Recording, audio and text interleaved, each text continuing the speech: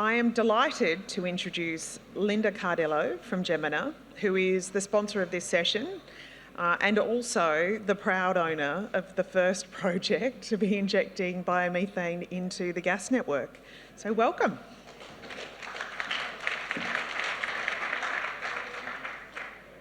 Hello everyone, and thank you. And I can't take all the credit, unfortunately, for Malabar. Some of the other panel speakers today have the ability to take a lot more credit than I do for Malabar. So I'll talk a little bit more about Malabar later when I present, after I think Jim, maybe. But firstly, I just wanted to sort of set the scene for this session. I also want to make sure that we have more interaction in this session, so we'll try to cut the presentations as short as possible so that we can really drive that interaction, because we've got such a great group of panellists to really spice up the conversation this afternoon after lunch. But I think I'll just sort of touch and set the scene a little bit. We've spoken a lot this morning. Now, there's different versions of this, but I think we're all pretty clear that the rest of the world is well ahead of us in Australia here. The rest of the world has really been on this energy transition journey for a long time now. Formerly, before I joined Jemena, I was with a company called McKenzie. They're a big global energy and natural resources research house. So, you know, with my time at Woodmac, you could see that a lot of the other countries around the world were well ahead of us on the energy transition. You know, with many of the energy systems moving away from coal-fired power generation to gas initially, you know, a decade or two ago, and, you know, well on the journey to using renewable electricity generation. In Australia, we're still very dependent on coal-fired power generation. And, you know, in addition to that, we've got a big push for electrification of a lot of the demand sectors, but it's sort of going ahead of the decarbonisation of our power generation system. So it'll be an interesting discussion for us to have here today, because we want to talk about the real benefits of biomethane injected into distributed energy systems, and you know, that'll help Australia leapfrog ahead of the rest of some of the Asian countries in particular. And certainly from my work in Jemena recently and that of the team and the former team at Jemena on the renewable gas side, it's pretty clear that there's a lot of learnings we can leverage off the USA and the Europeans around the whole leveraging of bioenergy, and particularly biogas upgrading into biomethane and injection into existing distributed energy networks. So we'll talk about that in a little bit more detail, but just to give you a taster of what is potentially possible and how quickly it's changing in Europe. So a lot of the charts we saw around Europe and North America earlier this morning really just showed historical views of how quickly the biomethane industry ramped up. This is a forward-looking view, and this is from Wood Mackenzie. I'm sorry, I'm not referencing it there, but it's Wood Mackenzie's view of the European biomethane industry and how quickly it's ramping up. And, you know, that's an extraordinary CAGR presented there of 9.4% over that period.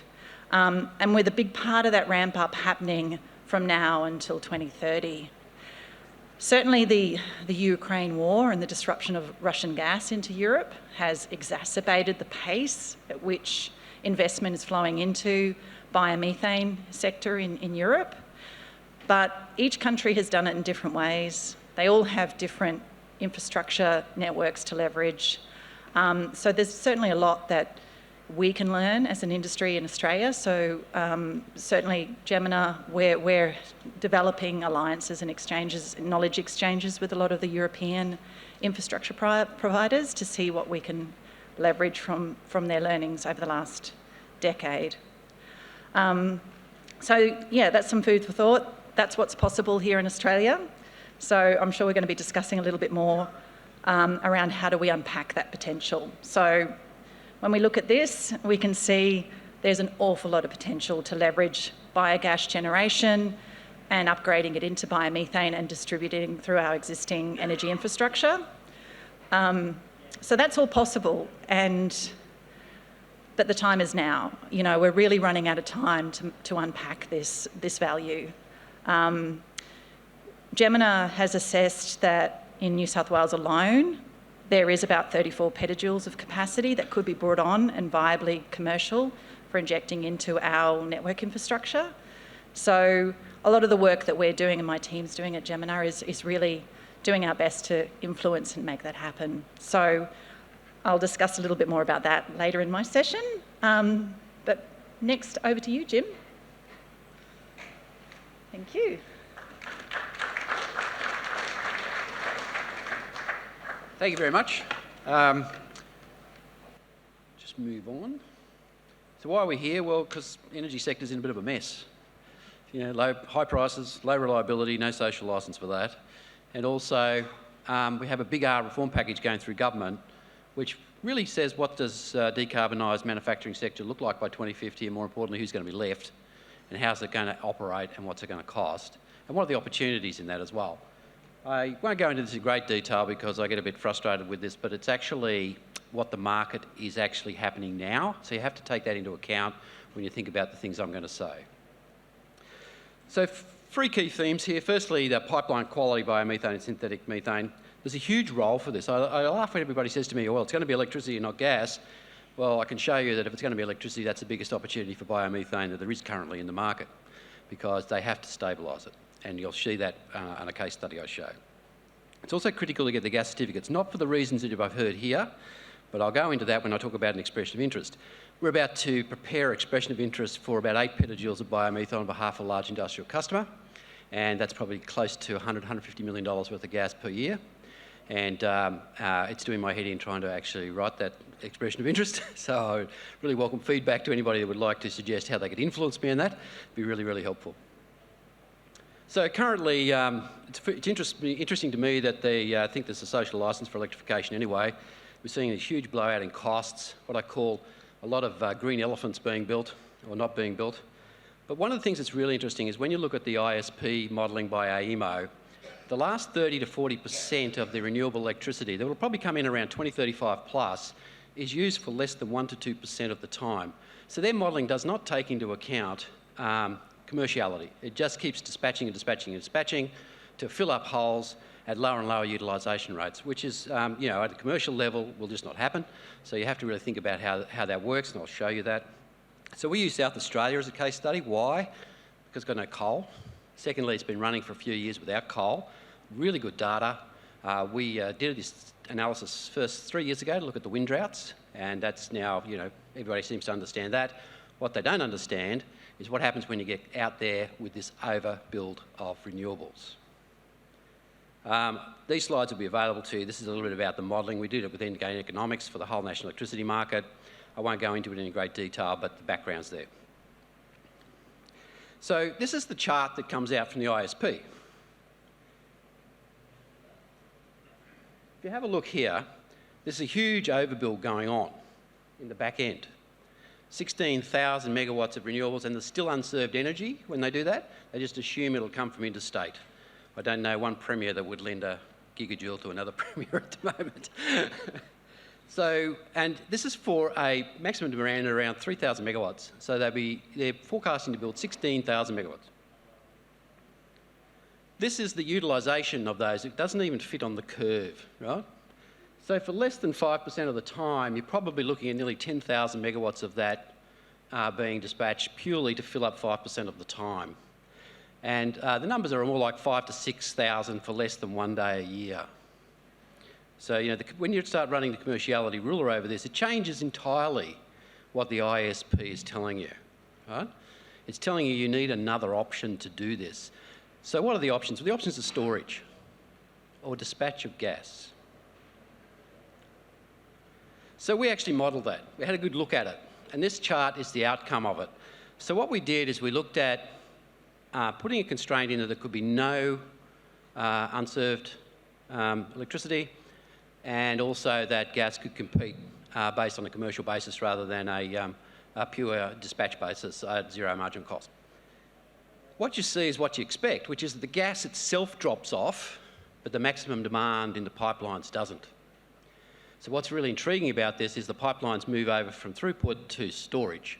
Now, I've recently finished a bit of work looking at valuing pipelines for auditors, and in Australia, there are several pipelines now that earn more money from storage than they do from throughput.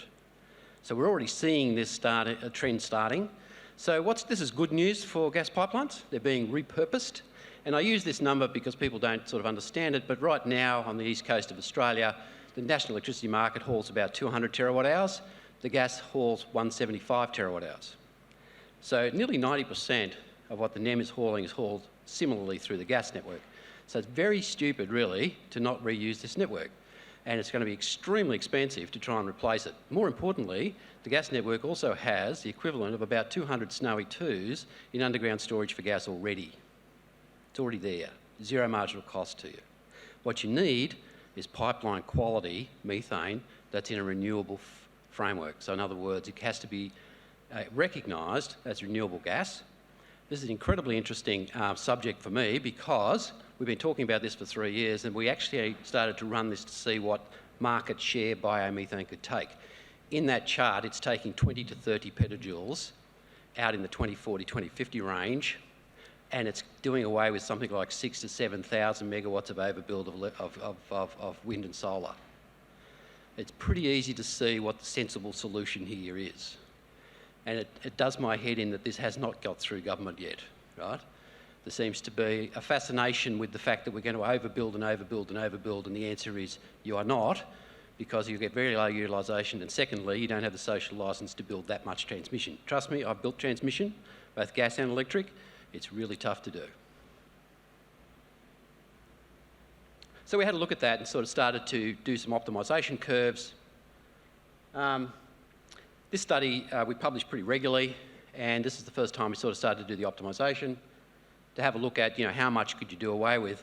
And the reality is, I don't think we're even halfway there yet. I think you probably do away with up to 8,000 to 9,000. Nearly half of that overbuild could be taken out with biomethane gas generation. What's interesting about that is all of the infrastructure to do that is currently in place, including the power stations in South Australia. All you need is the gas.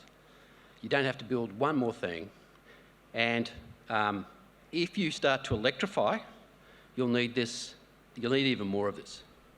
You will not be able to get that last 5, 10, 15%, that diminishing return out of the system. I won't go into this because everybody knows this. When people said to me, biomethane, yeah, nah. The Australian response, yeah, nah. It's not enough of it. Rubbish. There's heaps of it. I have a client at the moment, we're looking at between 100 and 150 petajoule project. So, the reality is, the more you look, the more you find. But you have to have the economics behind it. So, this is my favourite chart of the year. Who's seen this chart? Not many. This is in the gas SU. This is AEMO's gas statement of opportunities, put 80 petajoules of biomethane in there. That's $1 billion a year at the $12 cap of gas per year by 2027-28 in the GSU. This now has to flow in through to the ISP as well. So bashing down that door for a couple of years seems to have paid off. They did this work independently of us, and they actually came up and said, yes, we think there's 80 petajoules at least, but we will update this each year. That's the sort of chart you should hang on your wall. That is real market share right there. And it's being recognised now by the Australian Energy Market Operator. So I'm currently doing an EOI, well, I'm trying to, have a client that wants to displace their gas, and they're a great client because there'll be two sites, 4 petajoules per site. They're prepared to sign long-term contracts. They also have gas to back up those contracts so they can risk share the production and the technology risks as well. But you need the green certificates. So Oakley Greenwood is the issuer for the international RECs for electricity. We are finalising negotiations to be able to issue gas RECs, which will be internationally tradable. That's already started in Brazil. Brazil is 140 petajoules right now, heading for 400 petajoules of biomethane, and those gas RECs are being qualified to be used in the US as I speak. So if you produce biomethane in Australia, when we go out to expression of interest, we suspect that we will have the authority then to also issue a gas REC with it, and those gas RECs will be tradable internationally. But it is very interesting when you start thinking about a gas REC and an expression of interest. So if I want 4 petajoules of gas, do I have to have one factory that says 4 petajoules? No, I don't. if I can get a gas wreck, I can pick it up from anywhere on the grid, small, medium, large, I don't care, as long as it aggregates and I can claim it because of the certificate scheme. What's even more interesting is it doesn't have to go into a transmission system. It can go into a distribution system. So the costs, we're going to see very competitive costing, I think, come out from this expression of interest to say, will I be able to put my small plant in? Yes, you will. You'll be able to bid it, as long as we can get the certificates working. There's a few other things there, but we think, based on this, we think there's somewhere between 300 and 600 petajoules of biogas or biomethane available. One of the things I didn't show here is the biogenic CO2. I'll just finish off. Am I timing right? Yes. Just finish off the biogenic CO2. I had that earmarked to methanate and turn into more renewable gas. So for every petajoule of biomethane, if you take the CO2 off, you can get another 0.7 petajoule of biomethane if you add hydrogen to it. So that's the second stage of those developments. But if the CO2 is more valuable elsewhere, well, that's not going to happen. So we can hopefully go then to direct air capture and hydrogen and produce more methane at that stage when that becomes unlimited. And so, to my mind, on the east coast of Australia, as long as we get the gas rec system sorted out, we have the opportunity to completely replace all of the gas, all 1,200, 1,400, 1,500 petajoules of it, if we wish to, with renewable gases. And it's pretty interesting thinking, but it's a staged approach. So first stage, anybody that would like to talk to me about being on this list of getting the expression of interest, please do so. And during the conversation, I'd really like ideas about what to put in that expression of interest. Thank you.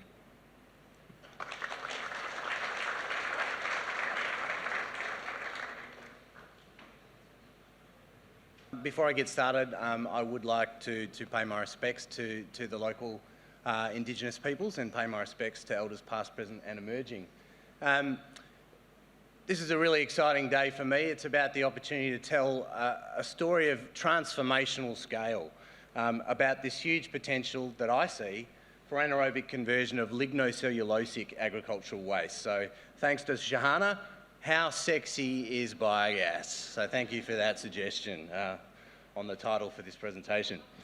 The basic concept, pretty simple really. Straw in its raw form, taken off the paddock, is largely hydrophobic and it's structurally very rigid. So it's recalcitrant for making biogas. What happens if you get a handful of straw and throw it into water? Somebody tell me. Nothing. Oh, it floats, right? Okay, it doesn't absorb the water very easily, right? So pre-treatment and processing techniques can disrupt the microporous structure of this material, and it turns something that's inherently indigestible into something that's very digestible. Think about what a cow's stomach, or four stomachs, does through that process. It breaks it down, something that's inherently indigestible, and makes it digestible.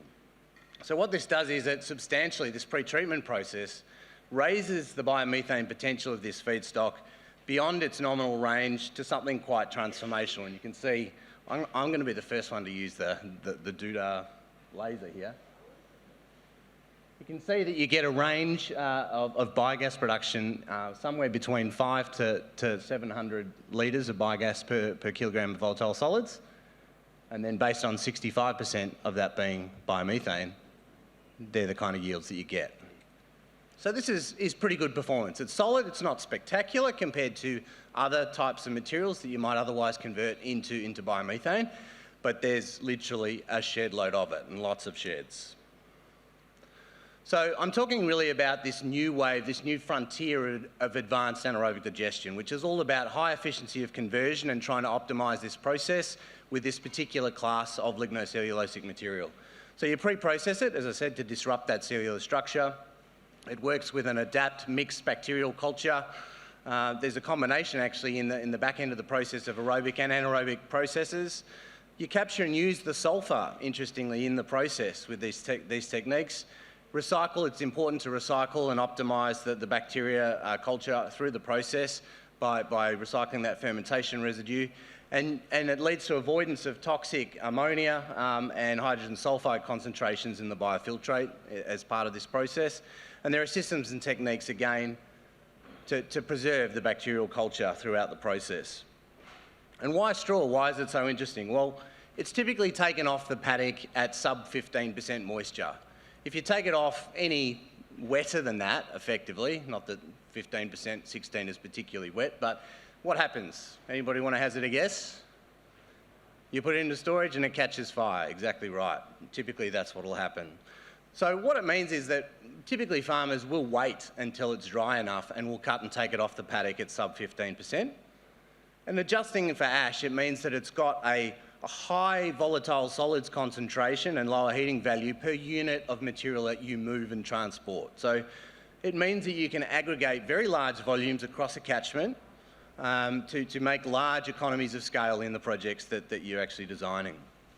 So 300,000 tonnes of cereal straw per annum at 12% moisture and about 8% ash can produce somewhere in the region of 2.8 to 3.9 petajoules, depending on the way in which you handle the process. Interestingly, and we've heard a lot about this today already, the biogenic CO2 component is material and is something that I think moving forward will be a really important asset to the industry.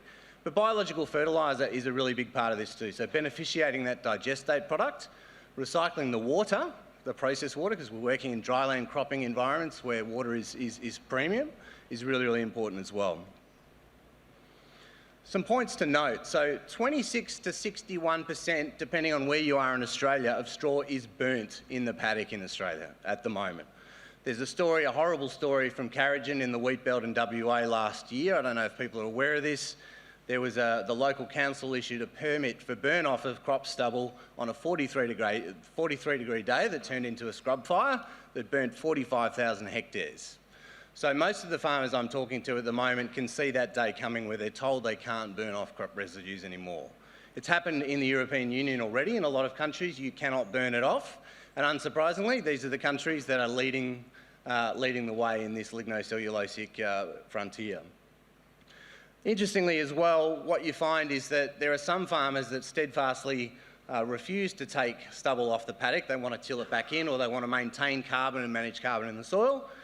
But there's some really interesting GRDC research that shows that if you take off, if you leave more than about roughly 10 centimetres on the paddock, then most of that will devolatilise and break down and end up in the atmosphere as CO2 in a matter of weeks or months anyway. You might as well have burnt it, in effect. So it's important to manage soil structure and to maintain that rootstock and a bit of stubble for nutrient cycling and carbon cycling and soil structure. It's very important.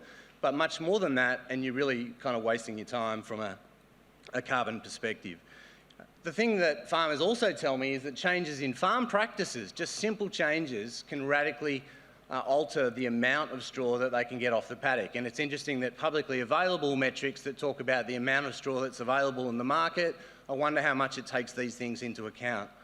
The farmers I'm talking to, for instance, in Western Victoria say that if there was a market for straw, that there isn't today, they would change to what they call a stripper front on their header, which just takes off the grain head and leaves a lot more stalk.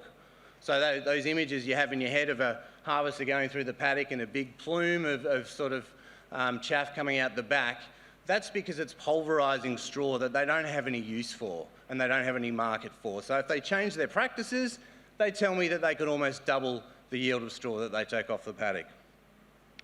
So how have we gone about? There's a lot of different ways to triangulate the availability of straw in the market, but this is going to be the question that's probably in your heads, is how big can this go and how much is out there? So we set about trying to find some innovative ways to get more comfort ourselves about how much resource is in the market. So we're using this new technology from a company called Magpie, and Dr. Yoni Sharon, his details are there for anybody that wants to follow up with him. But we said to him, well, we've got this challenge about managing and understanding seasonal variation and crop supply certainty over time, and how do we supply chain optimise? And so they've come up with this solution that has been benchmarked around the world. I won't talk about it in too much detail because I'm conscious of time, but it's been benchmarked around the world as a forecasting technique using satellite imagery from NASA to look at what we call leaf index in different types of crops, to estimate the amount of available material on the ground. And what this tells us is that over a range of different trials they've done around the world, this is an example in Kansas, I've got one here in Saskatchewan, a 100,000 acre farm, pretty small farms in Canada obviously, and for instance here in Canada, across the country, This has been benchmarked and shows roughly 95% accuracy, so plus or minus 5% accurate when it's ground truth with actual harvested data at the end of the season.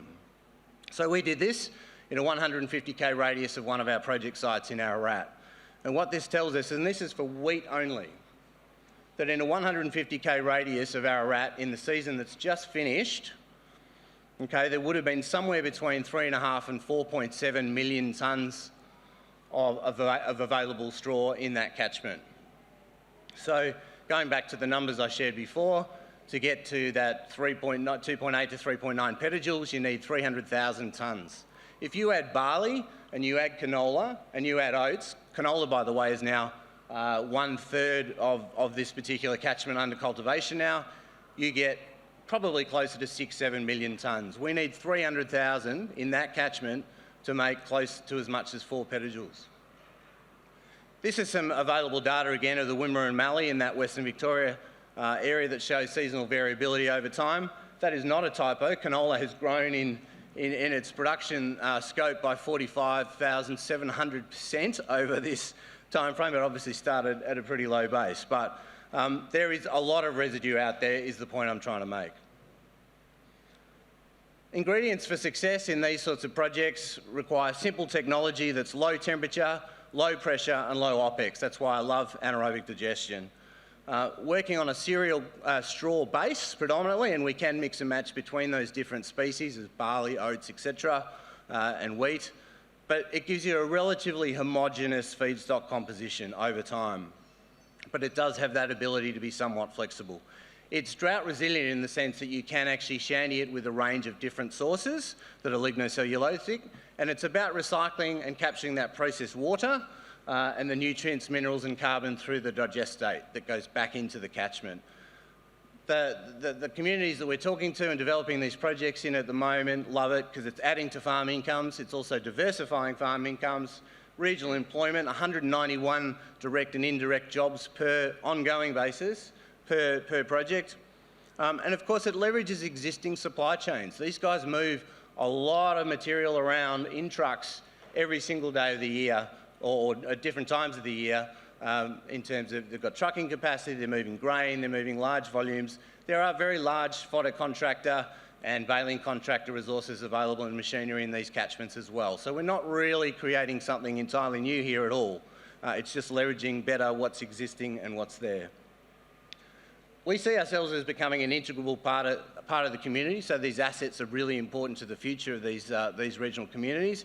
And farmers like it because they've been excluded from the climate change debate for so long, either intentionally or unintentionally, and they've become really, they come to the forefront of this solution.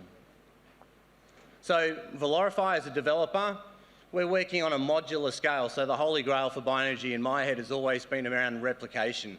The challenge with bioenergy is that every project typically is different. We're trying to change that paradigm using a cereal straw base that we can replicate, repeat. We want to sausage machine the process, and we want to do this at big scale. So we have a 2 + 2 petajoule, 4 petajoule output project design and scale and technology, and we're planning to do 20 projects in the next 10 years essentially to get us to 80 petajoules. So if you then take, as Jim said, you take the biogenic CO2 and you methanate that, you can do SAF on the back end, renewable diesel, biomethanol, whatever you like.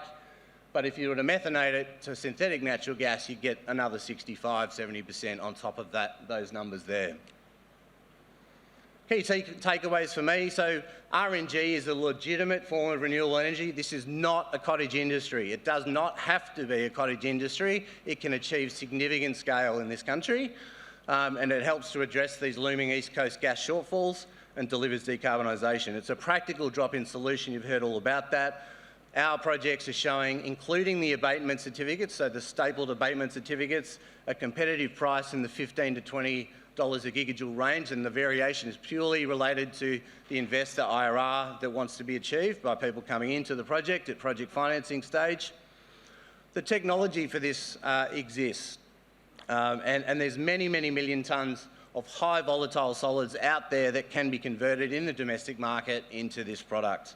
So this greatly expands the production, this new frontier of lignocellulosic residues for RNG production in Australia, and it really takes us into being that genuine utility scale prospect. So that's me. Thank you.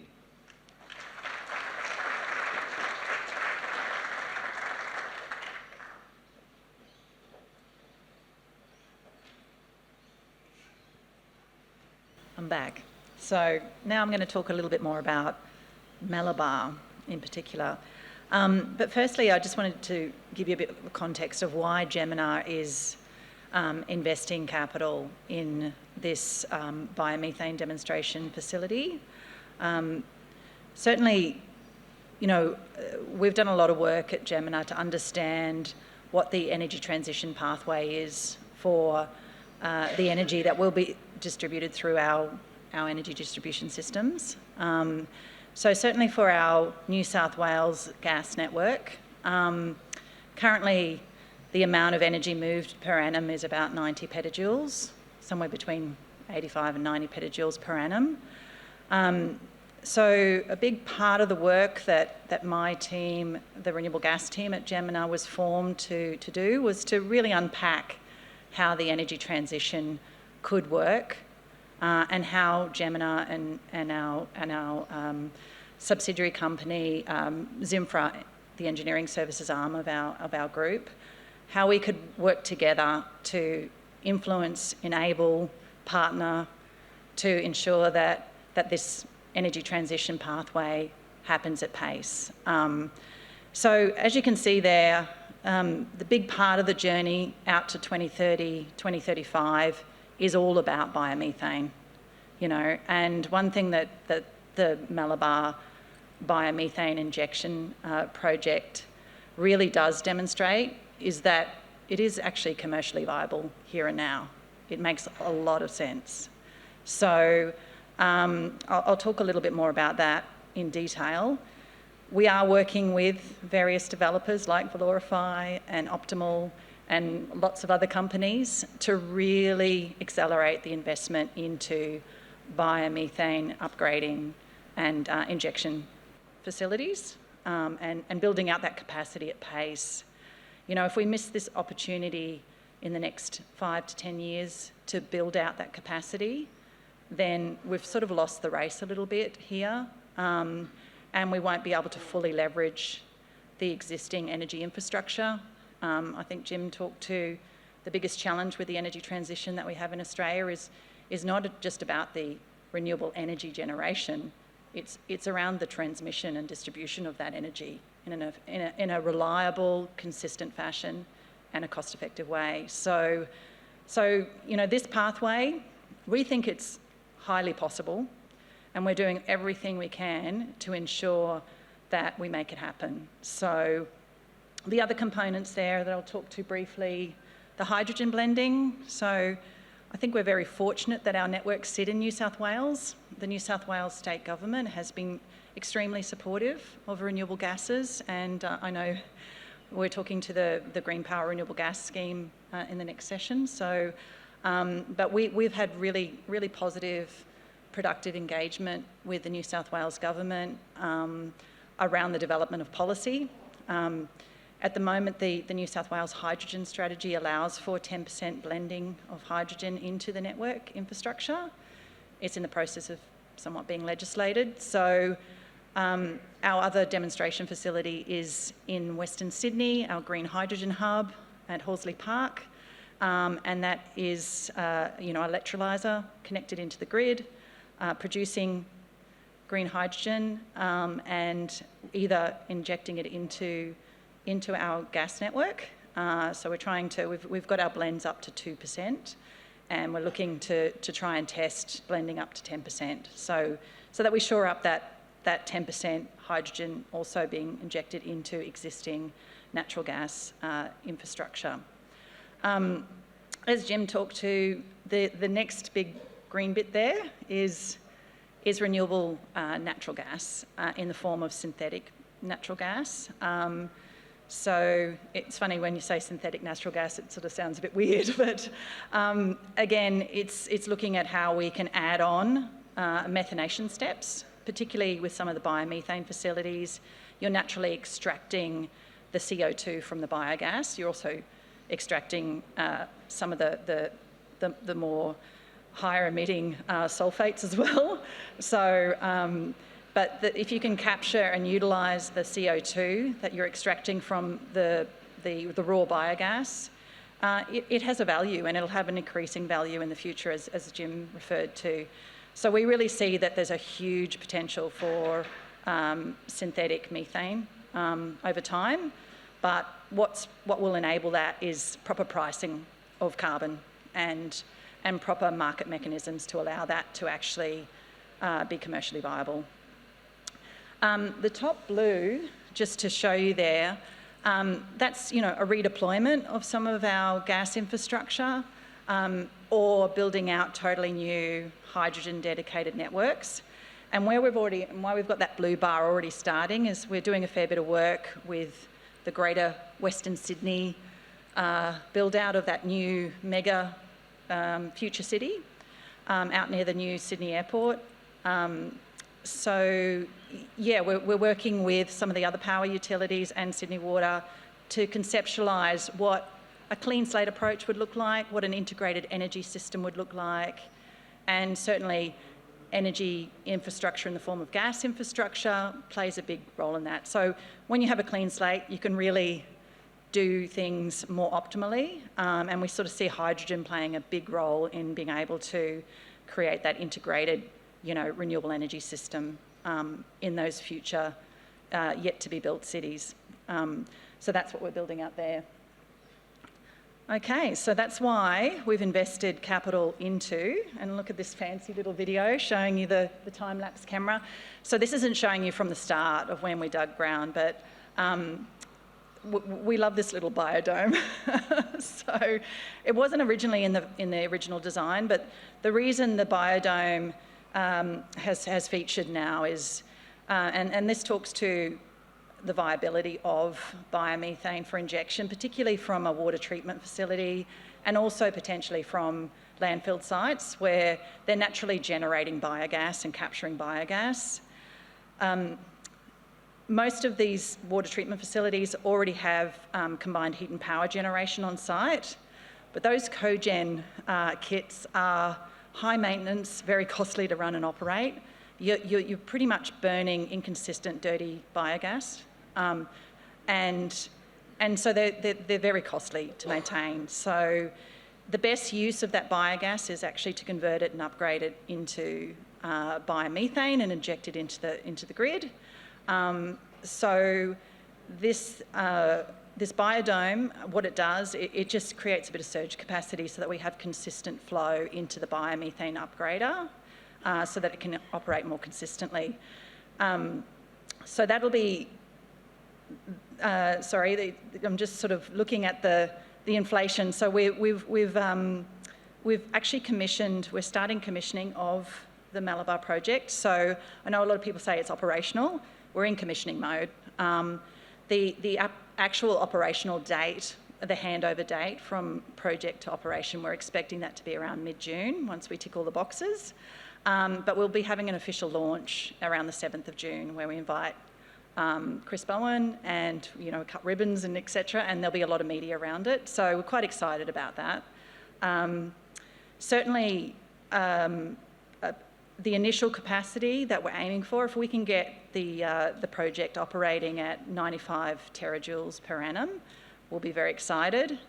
And that's sort of equivalent to about the energy consumption of about 6,300 households in our network at the moment. So just to give a bit of an equivalence basis. The plant capacity, the upgraded capacity, is able to process up to 200 terajoules per annum of product. The key bottleneck there is the supply of the biogas from Sydney Water's facilities. So we'll be working quite closely with Sydney Water around increasing the biogas supply so that we can maximise the throughput through the facility.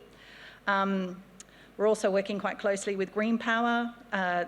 This facility is piloting the new Green Power renewable gas certification scheme.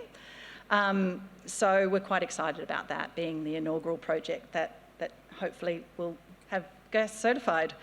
Very exciting. And also working quite closely with Origin. So Origin has contracted to buy the gas for the first 18 months of its operation. So we're quite excited to work quite closely with Origin Energy. Good. So yeah, a lot's happening. We're working very closely with Green Power on the certification of the biogas being produced at Malabar. We're advocating very strongly for a renewable gas target that is all-encompassing, that sort of supports the development of all types of renewable gases, but certainly initially is very supportive of biomethane, which is a here and now solution. And looking, as I said, around how we repurpose existing infrastructure, because it's a massive asset to have so much distributed energy infrastructure. It's in short supply at the moment, so we should leverage it fully. So that's it for me, and I think I'm handing over to you, Mike. Thanks.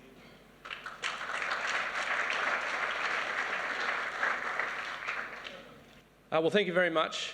Really great to be here today. It's fantastic to speak to people that understand or recognise biomethane. People that know me, I've been on this, I guess, pilgrimage of renewable gas for probably the last 5 years. So to speak to people that understand biomethane and understand that gas doesn't have to be a fossil fuel is very exciting. And I think we're in really exciting territory as we're starting to find a pathway to decarbonise gas.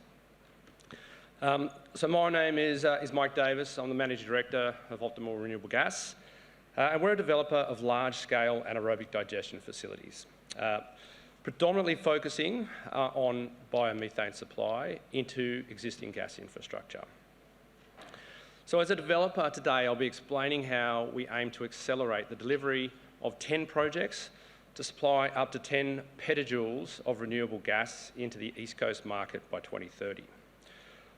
I'll explain how our solution enables businesses to plug into a circular economy. I'll explain how these businesses can derive benefits, not just for the agribusiness that supplies the waste, but how gas customers, renewable gas customers, can access renewable gas, how the wider energy system benefits, and also how regional Australia can benefit through regional energy security. And then I'll also touch upon, like everyone else, some of the roles of government and industry to help us accelerate this market. But if I can probably start with a little bit about who we are, so you know who we are and why we're here, which is important. We were founded by our group CEO, Craig Dugan, and really that was in response to the work that he has done for the last 20 years with Optimal Group and dealing with commercial and industrial customers seeking decarbonisation pathways. And as we heard from PepsiCo today and others, that when you're looking to electrify your energy demand, particularly businesses with really high thermal demand, electrification is often challenging. Whilst there are great electrification solutions, some of them are a little challenged when it comes to large cost, sunk cost infrastructure that might be in gas, which is really hard to electrify or costly. And other challenges are that in a lot of cases you just can't get the access to the grid to underwrite that investment. So if these businesses could have access to a renewable molecule which is effectively interchangeable with natural gas in the form of biomethane, and they don't have to spend anything on their plant and equipment, it provides a really valuable proposition for those businesses. So hence, Optimal Renewable Gas was started, and you can see a little bit of our team, and obviously a couple of them are here today. To explain a little bit about our projects and our model, what I thought I'd do is speak to the brave new world of a biomethane supply chain, which does exist now, thanks to Jemena, but it is in its infancy. But as you'll see, if we look up at the biomethane supply chain, most of that is already there. We know from the bioenergy roadmap, a lot of the waste and residues, millions and millions of tonnes, are there. They're just not well utilised in terms of recovering the energy and the nutrients. The gas demand, the sophisticated gas infrastructure connecting millions of customers, well, that's already there as well. The missing piece is quite simply anaerobic digestion and gas upgrading. And the great thing is that's a proven technology, producing the same molecules that's going to displace a fossil gas. So our vision is that we're going to apply this proven technology. And we're going to learn the lessons, all the lessons learned from the European markets that have evolved over 20 years. So we're going to learn those lessons and apply that technology as our core business over here. So us as a business, we're looking to aggregate agricultural and food processing waste.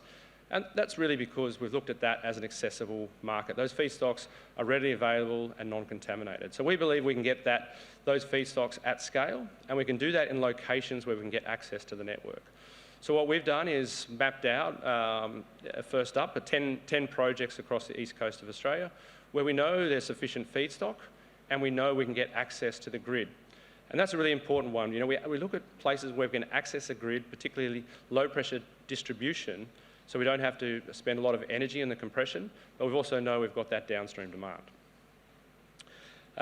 So for us, I guess when we look at our projects, and we've qualified those projects, we look probably 3 in regional New South Wales, we've got 2 regional Victoria, we're looking in South Australia, Queensland, but our most progressed project to date is in Tasmania, in a place called Westbury. So in that location, we're looking at aggregating 200,000 tonnes of organic waste and producing biomethane, which can go to the gas grid, but also, because we look to be co-located with a BOC's micro LNG facility, we have the opportunity to potentially provide them biomethane to create bio-LNG, another really exciting opportunity within that space. But of course, nothing happens without customer.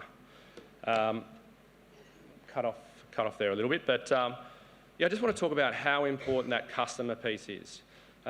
You know, really excited to hear about Jim and that customer bringing long-term demand to the market. That's a really, really exciting opportunity. But it doesn't happen without connection to the customer. The best value proposition we have is keeping a molecule in the energy system to be used on demand, and they have to be able to get recognition for contracting that gas. It's their demand that actually displaces the fossil gas. So they need to get full credit for that. And that demand is actually so important for us to invest the capital in making it happen. So I do applaud the great work that's done by Jemena and Green Power and Origin, in fact, you know, building a renewable gas product. What exciting time that for the first time, gas customers connected to the gas network will be able to contract renewable gas. But that needs to go a little further.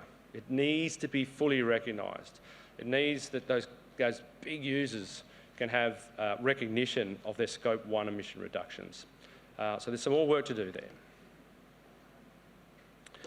I know we also hear a lot about the cost.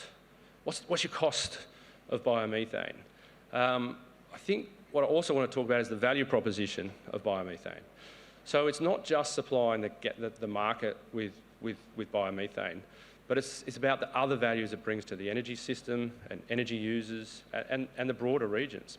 So if we look at energy in the form of molecule, and again, Jim hit that mark perfectly, a renewable molecule in the energy system, how important that is for our energy system.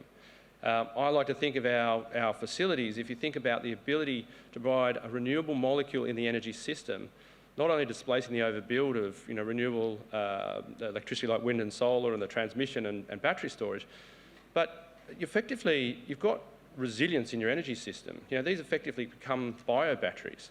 And if we start to think of this system not just as the end use of renewable energy and start to think of it as a storage play, then we actually start to stack the true value of biomethane.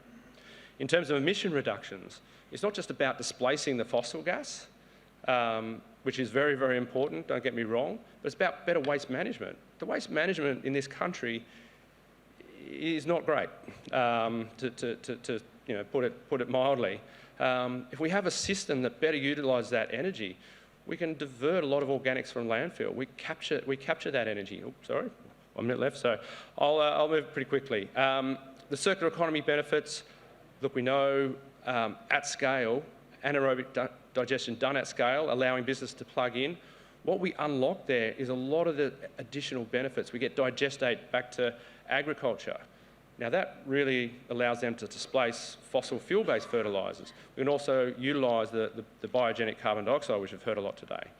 And then the broad economic benefits. I mean, regional investment, regional jobs, regional energy security, additional revenue streams for farmers. Farmers now can think of themselves as not just food and fibre, but food, fibre and energy.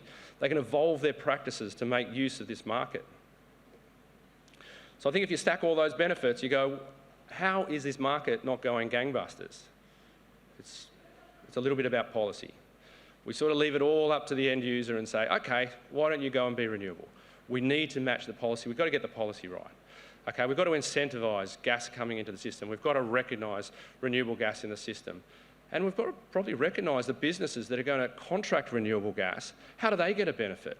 How do the industrial businesses that are going to contract renewable gas, how can they market their green products? How can we actually perhaps look at mandating some green steel, green manufactured products that utilise this, so we can actually drive that full end value and create this system. And finally, just on one last little point, industry. Industry obviously plays a crucial role. That demand that can come into the system, the voluntary demand, the social licence piece of recognising and accepting that biomethane is a really strong opportunity is paramount. And Bioenergy running the Renewable Gas Challenge is a great opportunity in which that voluntary demand can be starting to put towards unlocking all these opportunities. So just quickly, 10 projects, just the beginning for us. Just beginning for the industry. There's hundreds, if not thousands, of projects ahead of us. We're ambitious. We want to drive forward. We want to work with industry and government to make it happen.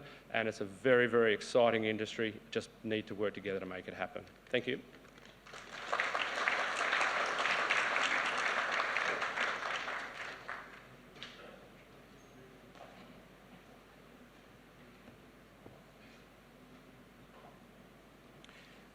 So hi everyone, my name is Nghiem. I'm a professor at the University of Technology, Sydney. And before I start, I would like to thank Shahana and Bioenergy for organizing this event.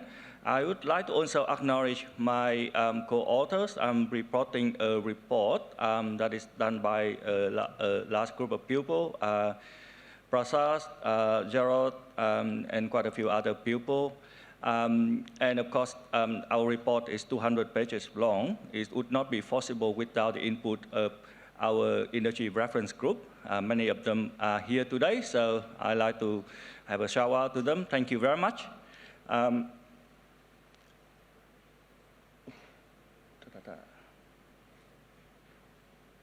Right, this is a bit redundant, but I just want to reiterate what has been said quite a few times today. That is, we can get rid of fossil gas eventually, that easy, but it is not possible to degas the economy. Now, biomethane is here to stay. It is part of the carbon cycle. We have to live with it. There's a lot of biomethane being produced, whether or not we like it or not. So let's try to love it, and let's try to utilize it, make the best out of it. I borrowed this slide from the carbon project, and you can see that there is a significant amount of biomethane influx into the atmosphere from agriculture, from waste, and from natural sources as well. And that what is coming from the fossil gas industry is actually that a small portion. The big unknown and the big potential is actually in the area of agricultural waste and agricultural residue. Now, let's just try to quickly look at where we are now. I think it is already very well said today that Australia have a huge potential, but we come from quite far behind, and we need to speed up.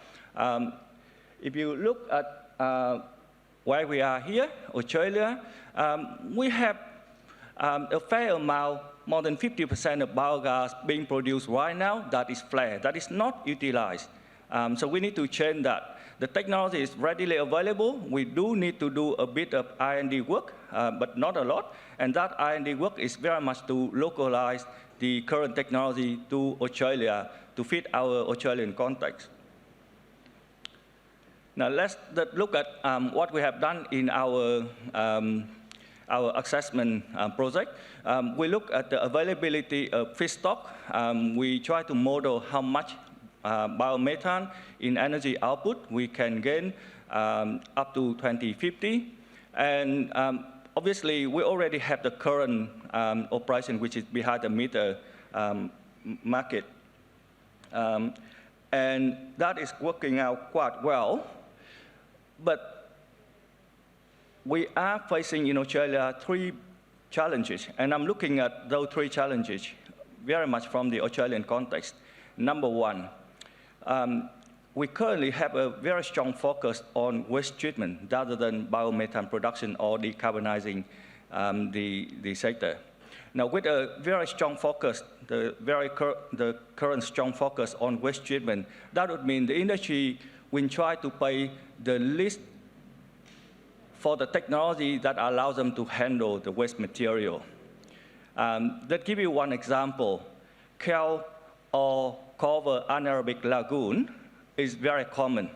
Now, they are very inefficient in terms of converting feedstock into biomethane.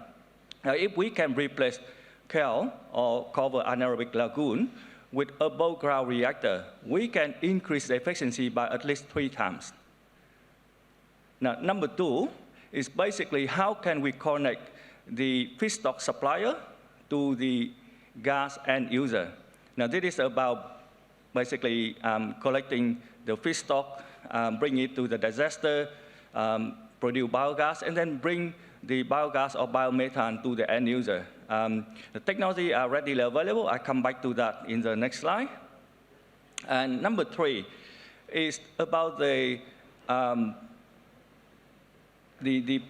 other product that is associated with the anaerobic digestion process. Now, biomethane is a unique form of renewable energy. Apart from producing the good renewable energy, it also produces digestate.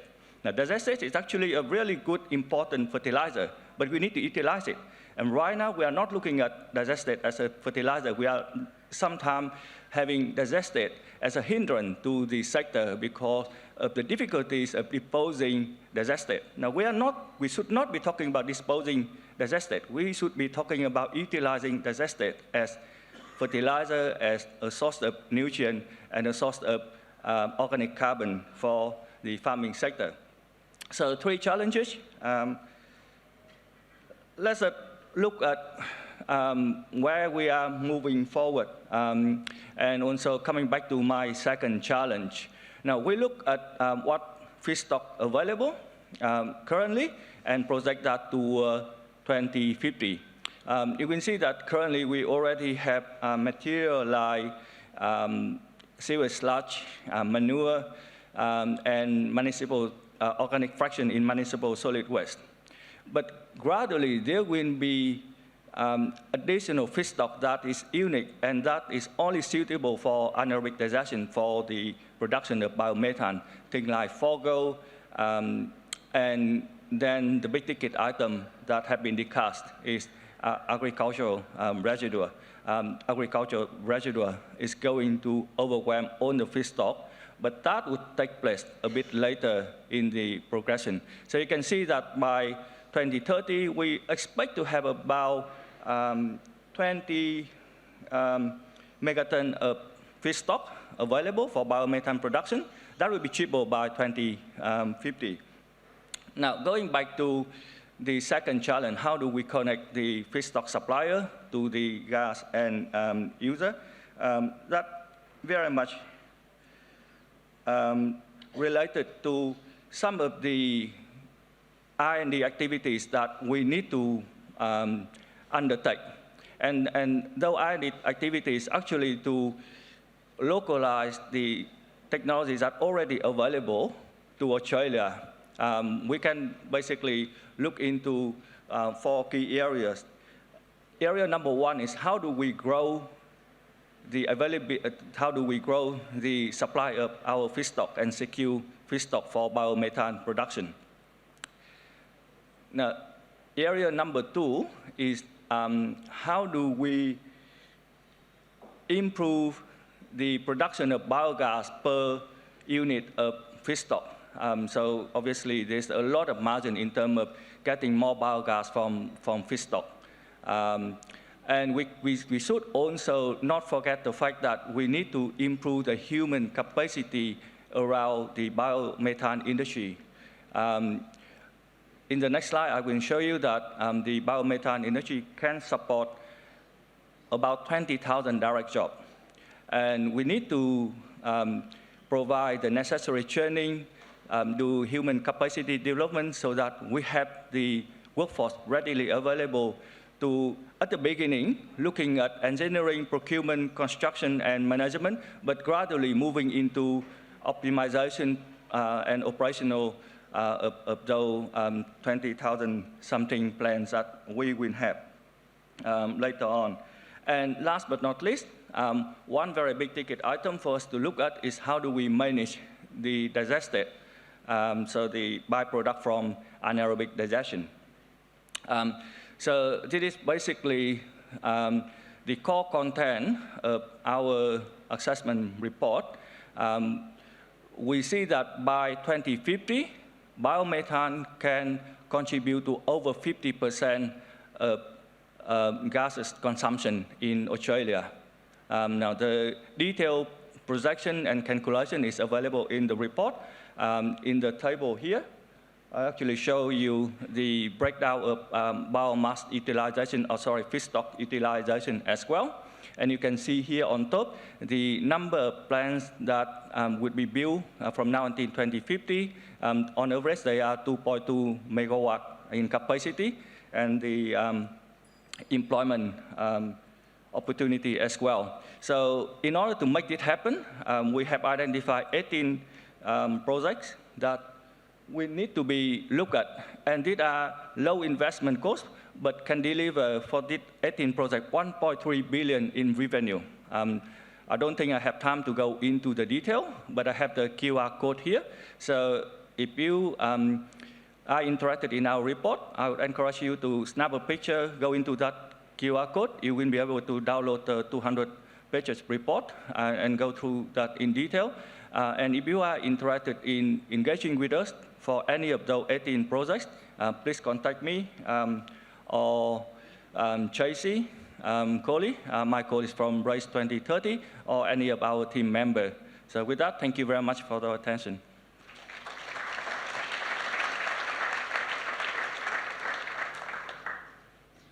Hi everyone, I'm Heather. I'm the CMO at Eneraque. My job is to tell the world all about the wonderful progress we're making with biogas technologies here in Brisbane, and along with that comes the responsibility to raise awareness around a gas called biomethane. It's taken 3,000 years for biogas to start getting the attention it deserves. Whatever way you look at it, that's an excessively long product launch. And it's been a pretty soft launch to boot. Even though biogas has migrated from backyards to big business and now into fuel and the grid-worthy gas biomethane, it is still whispering on the fringes of the renewable energy conversation. We have heard throughout this conference all of the reasons why the Australian biomethane market has incredible potential. The pie is significant. The technology works, it's mature, it's available and accessible. Australia is a biomethane land of plenty with abundant growth opportunities for feedstock across landfill, wastewater, agriculture and food production. Biomethane can play a critical role in our energy future. And as the market for renewable energy continues to grow and the demand for sustainable alternatives to fossil fuels increases, it makes sense that the value of the biomethane market in Australia is expected to grow accordingly. So why doesn't everyone know about biomethane?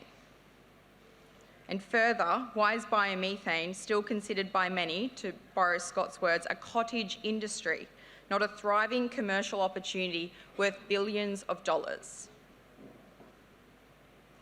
To answer this question, we first need to look at the whole picture.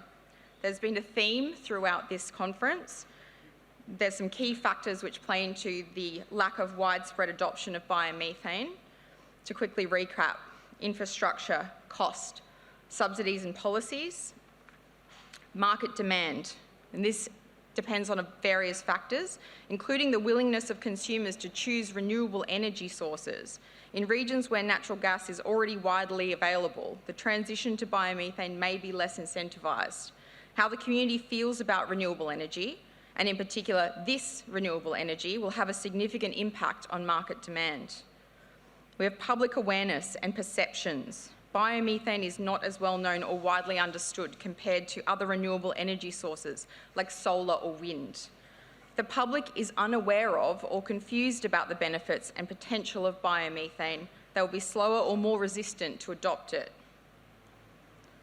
From these 5 key issues, 2 of them are reliant on a cultural shift. It's a transformative and sometimes tumultuous process that reshapes the very fabric of society, challenging established norms and beliefs, igniting passionate debates, and inspiring both excitement and resistance as the world undergoes profound change. We create cultural change by shifting perceptions through delivering the right messages to the right people. How do we know this? Because we've done it before. The renewable energy conversation is largely dominated by solar and wind. It's not hard to understand why. Is there a pigeon behind me? Okay. If it's going to land on my head, just give me a heads up. So largely dominated by solar and wind, and it's not hard to understand why. For the end user, solar and wind technologies are easily digestible, excuse the pun, and more importantly, really, really good looking. And just take a look at these images. It's the stuff of marketing dreams. This didn't happen overnight. Solar and wind were also once new technologies, spoken about softly in meetings between engineers and scientists, now made mainstream through strategic efforts over time to build trust and engagement from key stakeholders and communities. People understand it's energy powered by the sun. It's energy powered by the wind. It's simple. It is easy, you may argue, to sell sunshine and air. If we break it down, what has happened over time, and as a result of advocacy and communication and clear, clean messaging, is that solar the product and wind the product are household names. There is familiarity with them up and down the value chain. There is a broad general level of awareness. Solar and wind are mainstream. So how do we make biomethane mainstream? A cultural shift is a huge undertaking and the stakes are high. But where there is discussion, there is opportunity. Where there is urgency, there is motivation. People like me grow markets for products through 2 mechanisms, increasing awareness and increasing demand. There are complicated strategies for both of these, but there is a driving central force. Simplify the message, spread the message to the right people. The barriers to entry for biomethane in Australia from a social psychological perspective mirror those experienced around the world, including in the US and Germany, where it's had a rapid uptake. To put it simply, at the beginning of the biomethane journey, everyone has the same questions and the same hesitations wherever they are. Does it work? It sounds complicated. Does it smell? There's not enough, and what's it got to do with me? Perception 1 is that biogas upgrading technologies are immature, new and developmental. Perception 2 is that the technology is too complex for broad-scale application. Perception 3 is that it's generally unpleasant. Perception 4 is that there's not enough feedstock to catch the attention of large gas users. Perception 5 is that it's insignificant in our energy future. So how do we overcome skewed perceptions? We answer the questions. Let's start by simplifying the messages. If we want to make biomethane mainstream, I'd suggest starting with these key messages. There's 4 of them. Biomethane is part of the net zero solution. There is no one silver bullet. On the journey to decarbonisation, biomethane will be a part of, not all of the solution, and we don't need it to be. But it is difficult to see us achieving net zero without biomethane. The technology is ready and working, and it's ready to work for you. We have learned lessons from Europe. We have adapted technology that is already working right here in Australia. Biomethane is a high-quality, clean gas that smells like gas. Biogas smells. Biomethane smells like gas. Biomethane is scalable, accessible and flexible. Feedstock is abundant and we have the infrastructure and capability of injecting biomethane into our grid right now. Australians and New Zealanders will shortly begin using biomethane to cook their snags and enjoy a hot shower. In order to get the buy-in of communities and stakeholders, we need to be delivering the right messages to the right people at the right time. The right time is now. Consumer and stakeholder-focused campaigns to increase awareness about biomethane in the market are already underway in ANZ. We, of course, have the work that Shahana and the team are doing at Bioenergy Australia. On the network end, Jemena's Renewable Gas campaign is focused on the benefits for gas customers in business, industry and households. Secure, reliable, sustainable gas made using technology that is working will create opportunity for jobs and support the journey to net zero. Gas is changing, and First Gas's Gas is Changing Treasure campaign is aimed at exciting consumers about biomethane by showing them that the viable, abundant source in crystal clear detail. It asks them to rethink of waste that's something that goes in the bin and to view it through a lens of opportunity, one that will help secure their gas future and benefit the planet. Alongside raising the profile of biomethane generally, we need to focus on ways to provide more people with access to the market, to provide an answer to that question, what's in it for me? There are opportunities to collaborate and de-risk upstream investment through the right partnerships. These include biogas hubs, co-location opportunities and connecting feedstock with end users, solving practical challenges such as storage options and offering biogas upgrading as a service for those who don't have the desire to own their own biogas plant. We need to share the value of the digestate that remains from the upgrading process and market this as a product in its own right. I'm here to tell you that if we drive demand, we will grow the market. If we raise awareness and answer the questions simply and often, you will watch the pie grow.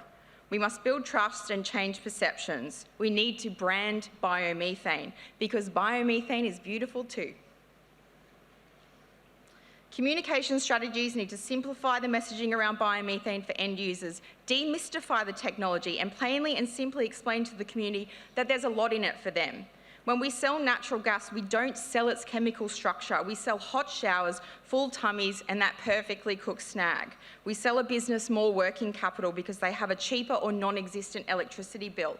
We sell them a way to efficiently manage their waste, and we sell a world that still exists beyond 2050. We need to share stories about successful biomethane projects like Malabar. We need to show real people and real businesses using biomethane and share their stories. There were 5 barriers I showed you earlier in my presentation. Just remove the first 3 and I'm confident we can solve the last 2. The future is biomethane and it's time we told everyone about it.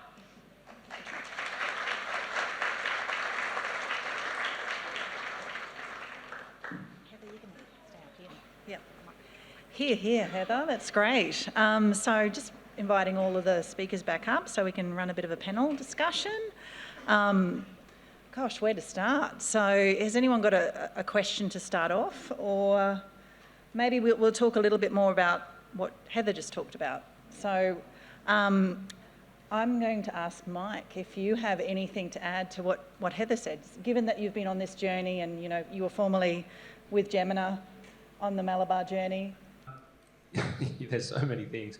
I remember even when we were toying at Jemena, what do we call this gas, right? Because at that point, we were doing a green hydrogen project, and to be honest, the numbers scared me, which when I started looking at biomethane, at the time it was renewable natural gas. And it was really difficult, right? Because the renewable natural gas was the US term.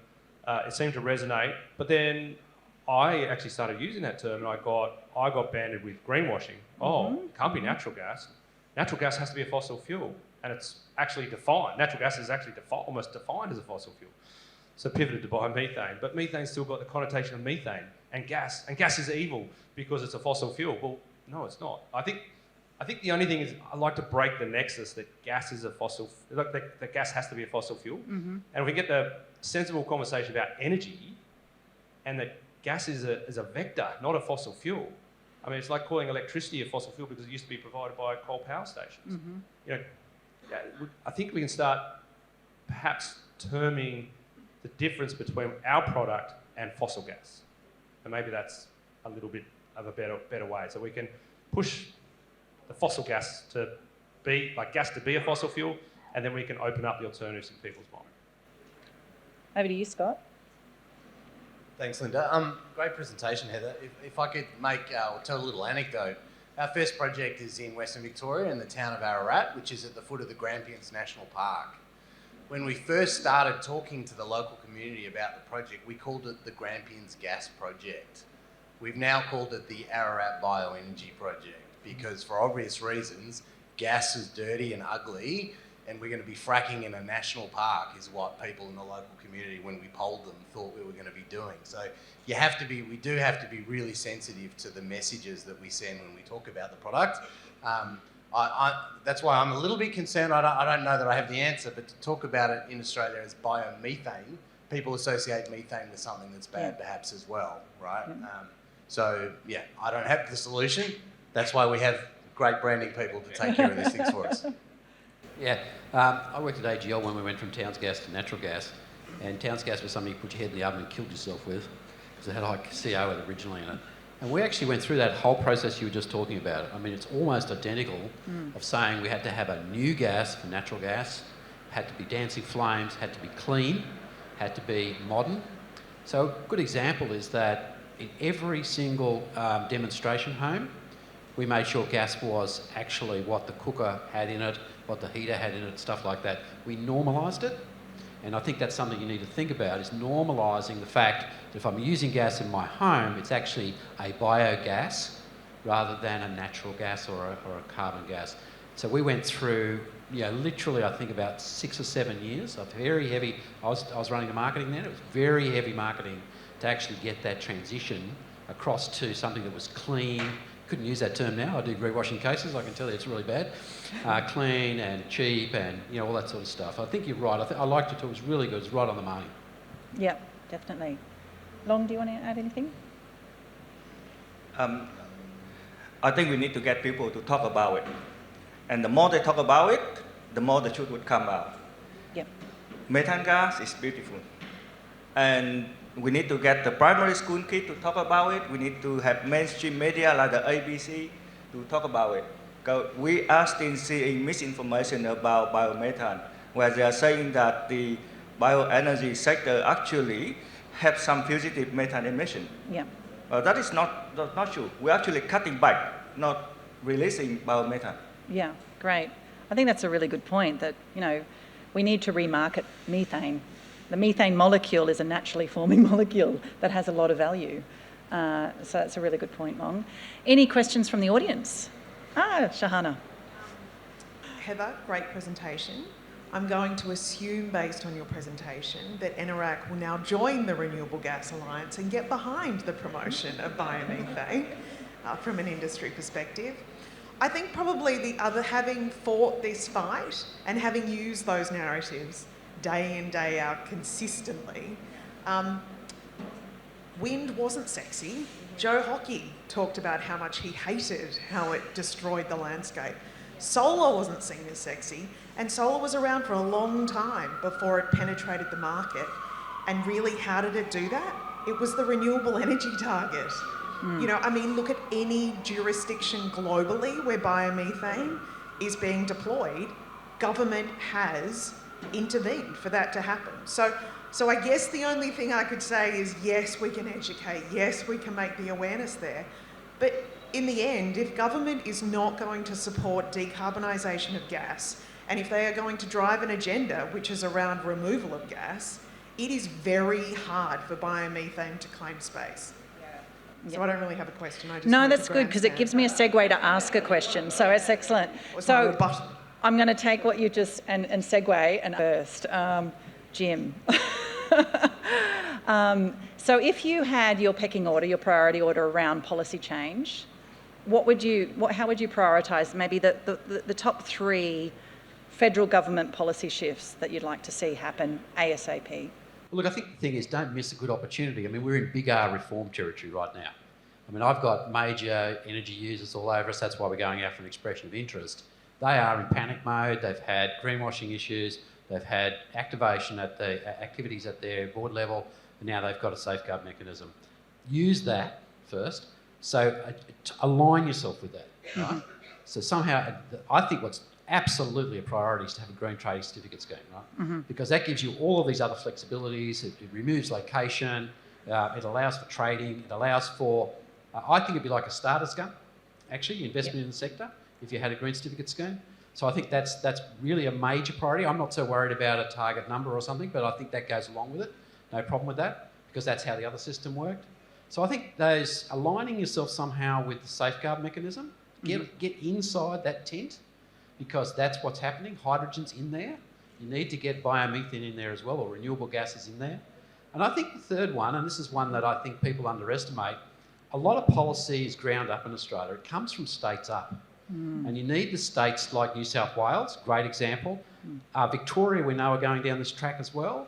We're doing work for them. And, like South Australia, you need to get the states on board, because the feds will take it very such like, okay, it's fine, we'll just go there. Right? You're not going to fight that. I think that's the three things that I would look at. Yep, excellent. Mike, do you want to add anything there? I mean, for us, certification, connect customer. But I do think a renewable gas target would work. I mean, I just, reflect on a policy. If we look at biogas at the moment and the way it's utilised, you see a policy failure. Right? We've got a renewable energy target, which is actually a renewable electricity target, incentivising the destruction of energy in the form of a molecule to 30% efficiency for a non-responsive electron. That's not good policy, right? And then on the other side, $2 billion to turn those electrons back into a gas. Might be better to keep it as a gas. And I think if we have a renewable gas target, that would accelerate. I just think that be careful of trying to add a burden into the policy when you've already got a target. The target is the safeguard. I mean, the safeguard has actually got very strong targets in it. I'm not saying you shouldn't do it, I'm not. But what I'm saying is that as a priority, align yourself with what's already going through in the Big R reform, because we have 115 companies that need to get rid of natural gas by 2050. And they are bankable companies. They want to get out earlier. And this is what I'm saying. I can put an expression of interest out for 8 petajoules of gas. That's pull. That's pull. That's demand. That's not push. Target's a push. You've already got pull demand. So do both.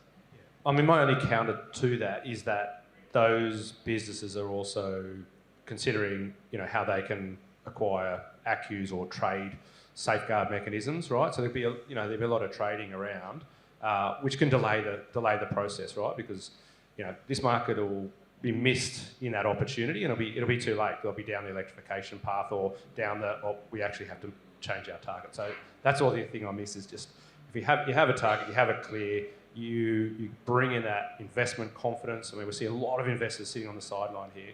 Just that target, the clear target, to me, it takes all that away. Great. I'm going to be quick. As a taxpayer, I want to ask my government of energy security. Wind not going to give it to me. Solar is not going to give it to me. I have a rooftop solar, wonderful, but I cannot afford a battery system at the moment because that would crank up my return period to about 11 years. Very good so point. Biomethane is a no-brainer.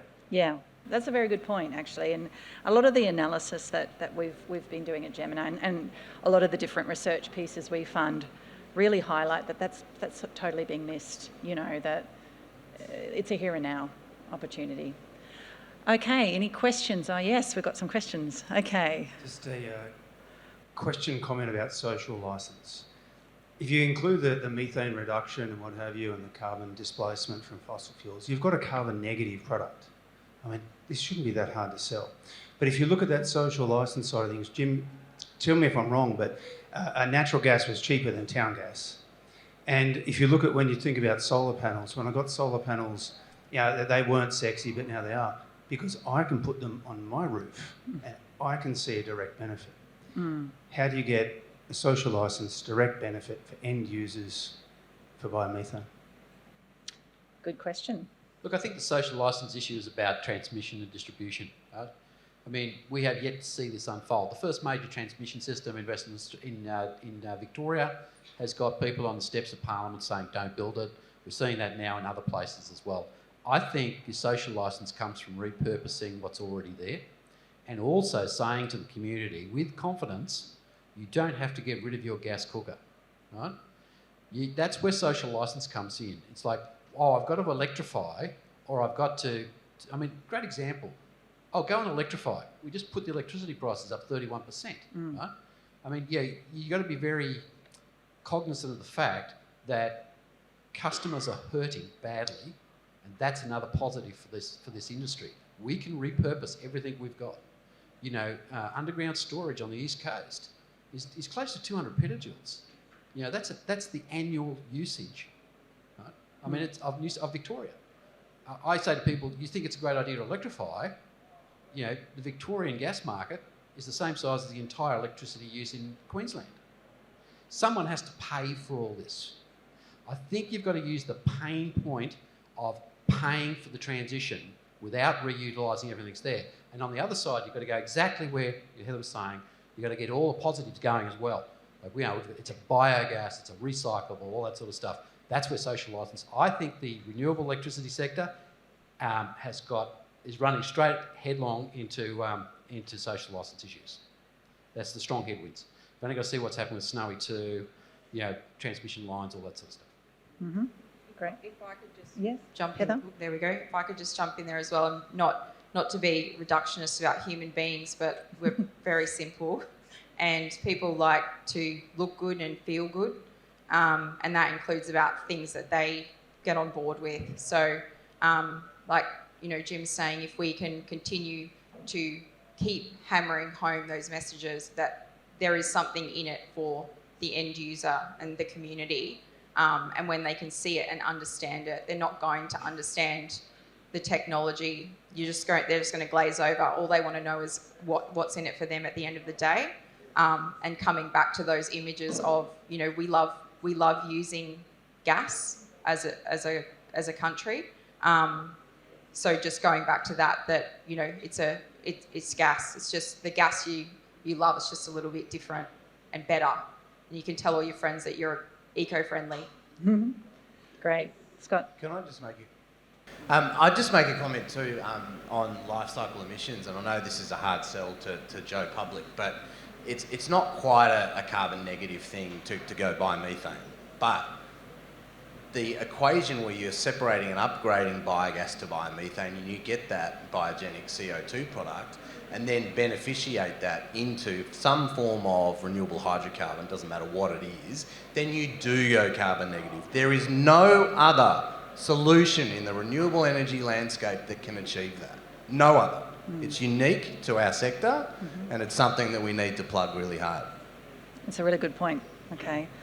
I guess the other, just to add to that, we're almost wrapping up, but just to add to that, I think when it comes to education and stakeholder engagement, and particularly the consumer, the household, is the whole conversation around fossil-fuelled electrification of your house is not a good thing. So, and with the state of the New South Wales and Victorian energy grids at the moment, you know, they're still burning a lot of coal-fired power generation. So, you know, having electrification ahead of the decarbonisation of the power system is a little bit of a point that is forgotten, actually. So maybe there is an education around that reality.